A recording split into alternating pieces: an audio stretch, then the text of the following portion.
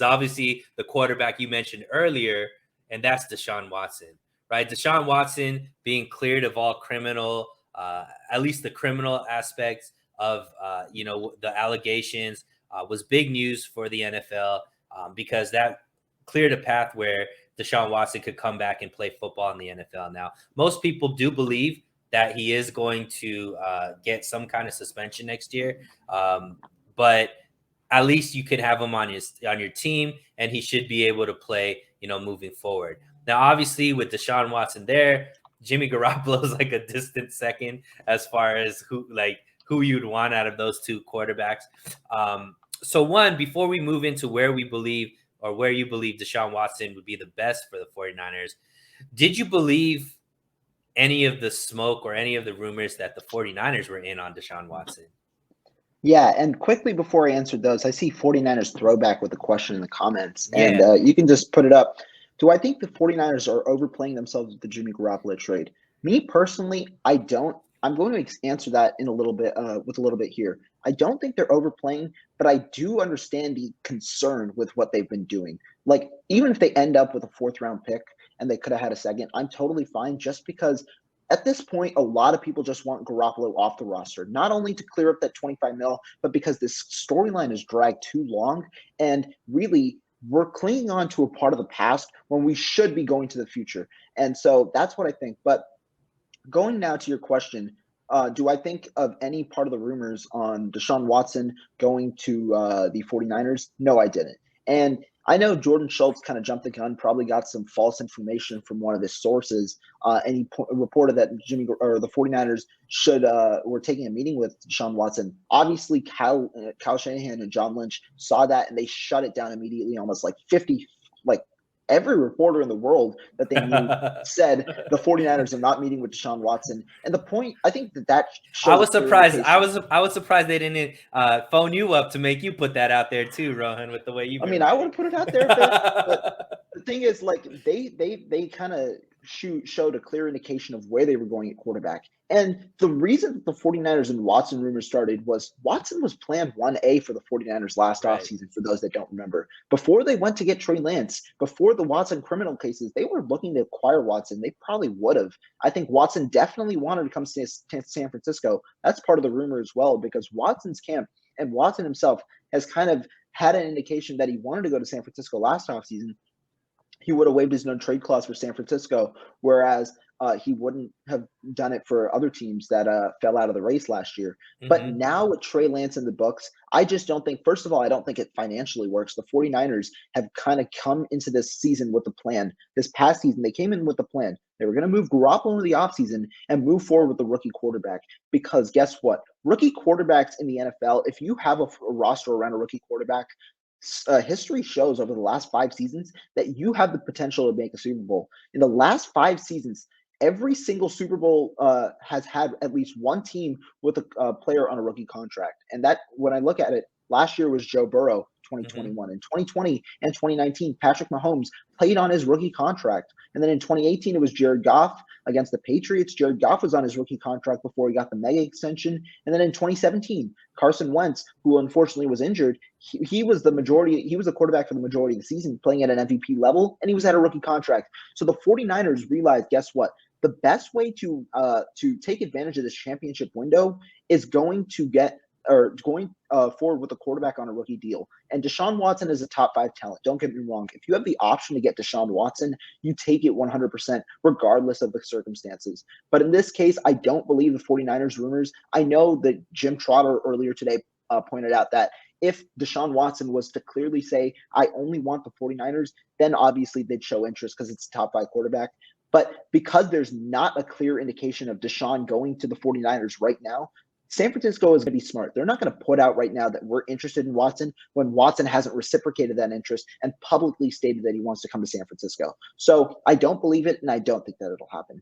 But now going on to, or actually, you go ahead first. Yeah, no, I was saying that I think that, I believe that there's mutual interest, because what people also don't remember, obviously, Deshaun Watson, I think, was plan A. Like you said, the first round picks that they used to go get Trey, I think, were earmarked to go get Deshaun. But then when his off the field situation happened, they had to recalibrate, and then they went Yeah. after Trey Lance and moved up in the draft. But what some people do forget also, Rohan, is even though they had made that move to go up in the draft, right around the draft was when some Aaron Rodgers news broke that maybe he isn't happy with being in Green Bay. And the 49ers made that call to Green Bay to see if there was a way they could get him, even though they had already traded up in the draft. So it's not beyond this 49er, I guess, front office. They're always going to do their due diligence. And I do believe they probably made a call to Houston to see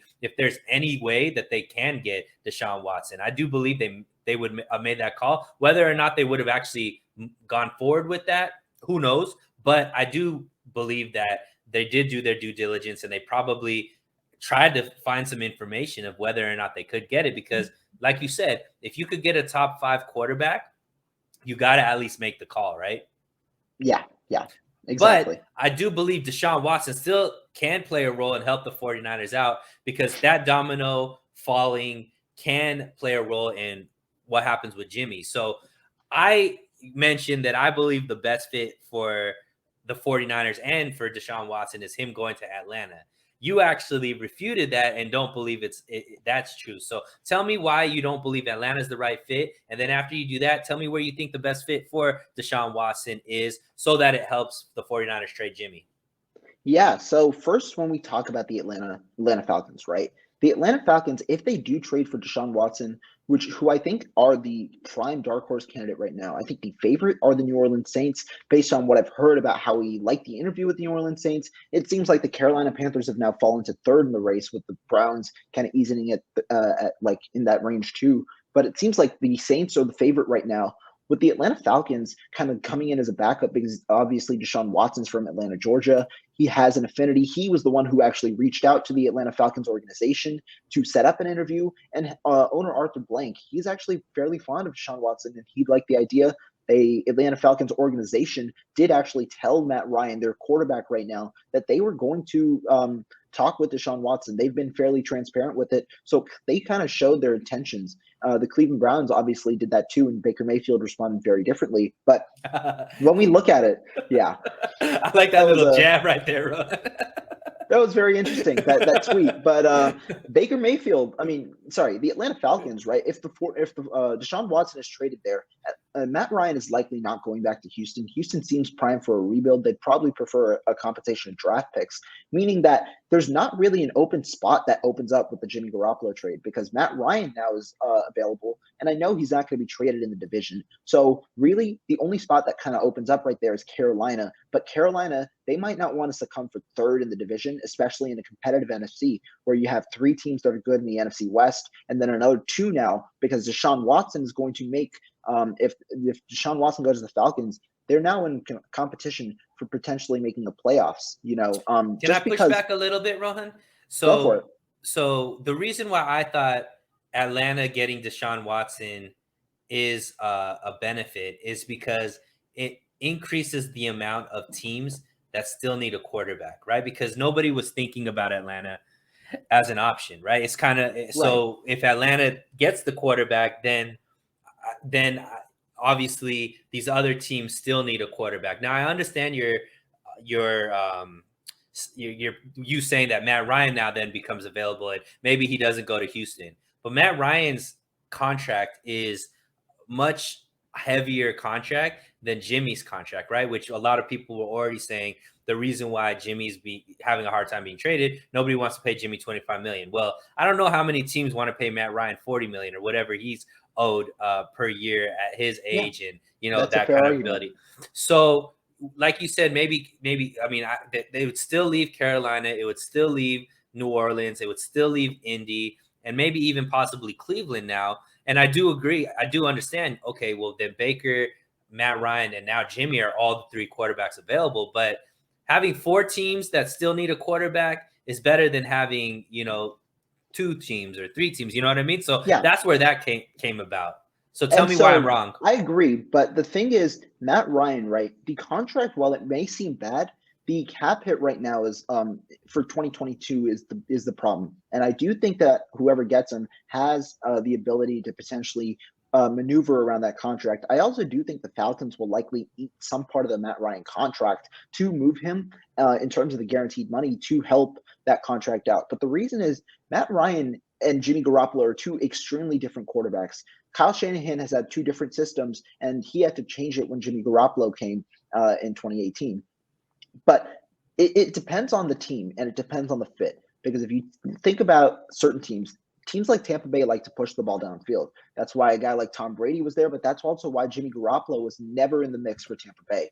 Right. And so teams that like guys that can push the ball downfield would prefer Matt Ryan, who's also viewed as a leader in a team, and teams like the Cleveland Browns, who likely now are looking for a new quarterback, could be in the mix for Matt Ryan because Matt Ryan has the ability to push it down in that play action scheme, similar to how he did with Kyle Shanahan.